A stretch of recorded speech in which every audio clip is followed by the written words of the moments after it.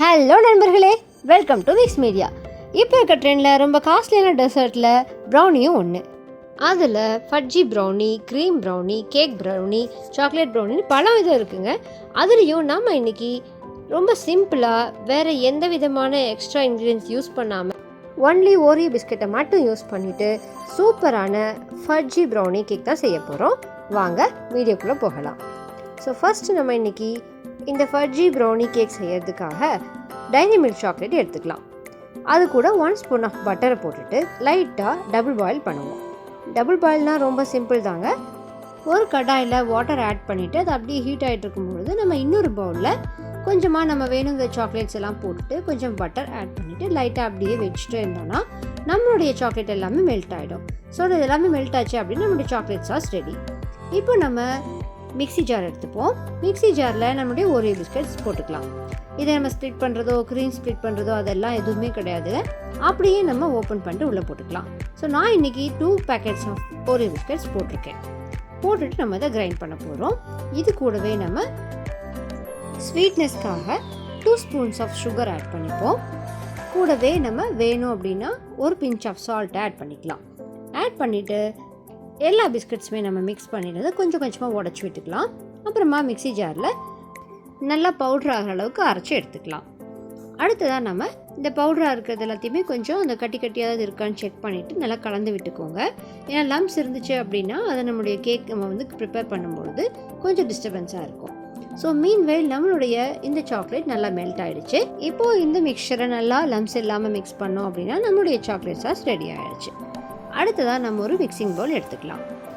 Mixing பவுலில் நம்ம இப்போ ரெடி பண்ணி வச்சுருக்கிற சாக்லேட் சாஸை ஆட் பண்ணிடுவோம். ஆட் பண்ணிவிட்டு நல்லா டேப் பண்ணுங்கள். எந்த விதமான பபிள்ஸும் இல்லாத மாதிரி மிக்ஸ் பண்ணிக்கோங்க. அடுத்ததாக நம்மளுடைய பிஸ்கட் பவுடரை ஆட் பண்ணிக்கலாம். ஆட் பண்ணிவிட்டு நல்லா மிக்ஸ் பண்ணுவோம். இது நல்லா மிக்ஸ் பண்ணும்பொழுது நமக்கு லம்ஸ் நிறையா ஃபார்ம் ஆகும். ஸோ நல்லா கலக்கி விடுங்க. இப்போது நம்ம வார்ம் மில்க் ஆட் பண்ணிக்கலாம். இதில் ஹாட் மில்க் ஆட் பண்ணாதீங்க. வார்ம் மில்க் 1/2 கிளாஸ் எடுத்தால் கரெக்டாக இருக்கும். ஆட் பண்ணுங்கள். அதுவும் கொஞ்சம் கொஞ்சமாக ஆட் பண்ணிவிட்டு மிக்ஸ் பண்ணிங்க அப்படின்னா நமக்கு லம்ஸ் ஃபார்ம் ஆகாது. நல்லா கலக்கி கொடுக்கும்பொழுது இது கூடவே நம்ம 1/2 பிஞ்ச் ஆஃப் சால்ட் ஆட் பண்ணலாம். நம்ம கிரைண்ட் பண்ணும்பொழுதே சால்ட் ஆட் பண்ணியிருந்தோம் அப்படின்னா இப்போ ஆட் பண்ண வேண்டியதில்லை. நீங்கள் இதில் வேறு எந்த விதமான பிஸ்கட்ஸும் ஆட் பண்ணி செய்யலாம். நான் இன்றைக்கி Oreo milk cream biscuit add பண்ணியிருக்கேன். இதுக்கு பதிலாக நீங்கள் சாக்லேட் ஓரியோ ஆட் பண்ணலாம், இல்லை டார்க் ஃபேண்டசி ஆட் பண்ணலாம். இப்போது நம்மளுடைய மிக்சர் நல்லா ரெடி ஆகிடுச்சு. இந்த மில்க் ஆட் பண்ணி நல்லா மிக்ஸ் ஆகி வரும்பொழுது நம்ம 1/2 pinch of baking soda add பண்ணிப்போம்.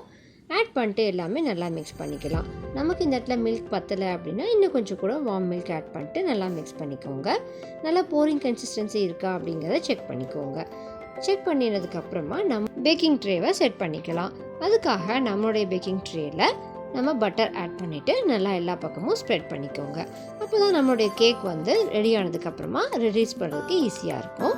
ஸோ எல்லா பக்கம் ஸ்ப்ரெட் ஆகிருக்கா அப்படிங்கிறத நல்லா செக் பண்ணதுக்கப்புறமா நம்ம இப்போ ரெடி பண்ணி வச்சுருக்கிற இந்த மிக்சரை ஆட் பண்ணிப்போம். ஆட் பண்ணிவிட்டு நம்ம மிக்ஸ் பண்ணி கலக்கி இதெல்லாம் பண்ணக்கூடாது. ஜஸ்ட் டேப் பண்ணிவிட்டு எல்லா பக்கம் ஈவனாக ஸ்ப்ரெட் பண்ணாலே போதும். ஸோ அப்போ தான் நமக்கு எங்கேயுமே பபிள்ஸ் ஃபார்ம் ஆகிட்டு கேக் வந்து ஸ்பாயில் ஆகாது. ஸோ எல்லாமே நல்லா மிக்ஸ் பண்ணிவிட்டு அப்படியே கரெக்டாக எடுத்து போர் பண்ணிவிடுங்க. எந்த டிஸ்டர்பன்ஸும் பண்ணாமல் நல்லா டேப் பண்ணிங்கன்னா ஈவனாக ஸ்ப்ரெட் ஆகிடும். அடுத்ததாக நம்ம ப்ரீஹீட் பண்ணி ரெடியாக வச்சுருக்கிறோம் இல்லையா, அந்த கடாயில் நம்ம இதை ஒரு சின்ன ஸ்டாண்ட் மாதிரி வச்சுட்டு இந்த பேக்கிங் ட்ரேவை அங்கே செட் பண்ணிக்கலாம். ஸ்டவ்வை மீடியம் ஹீட்டில் வச்சுக்கோங்க, ரொம்ப ஹீட்டில் வைக்க வேண்டாம். இந்த ட்ரேவை செட் பண்ணதுக்கப்புறம் நமக்கு பாயில் ஆகிறதுக்கு 20 மினிட்ஸ் டைம் எடுத்துக்கும். ஸோ லிட்டை போட்டு க்ளோஸ் பண்ணிவிட்டு ஓப்பன் பண்ணிங்க அப்படின்னா நம்மளுடைய கேக் சூப்பராக ரெடியாக இருக்கும். அதை நம்ம நைஃப் வச்சுட்டு லைட்டாக அதை நம்ம குத்தி பார்க்கலாம். குத்தி பார்க்கும்பொழுது நம்மளுடைய நைஃப்பில் எங்கேயுமே ஒட்டாமல் வரணும். அதுதான் நம்மளுடைய கன்சிஸ்டன்சி. ஸோ நம்ம கேக் சூப்பராக ரெடி ஆகிடுச்சுங்க. இப்போது இந்த கேக்கை கொஞ்சம் ஆற விட்டு ஸ்லைஸ் பண்ணிவிட்டு சூப்பராக நம்மளுடைய வெண்ணிலா ஐஸ்கிரீம் கூட சர்வ் பண்ணுங்கள். ரொம்ப சூப்பரான சிம்பிளான ப்ரௌனி கேக் ரெடி. இதே மாதிரி இன்னும் பல ரெசிபீஸ்க்காக எங்கள் சேனலை சப்ஸ்கிரைப் பண்ணிவிட்டு காத்துருங்க.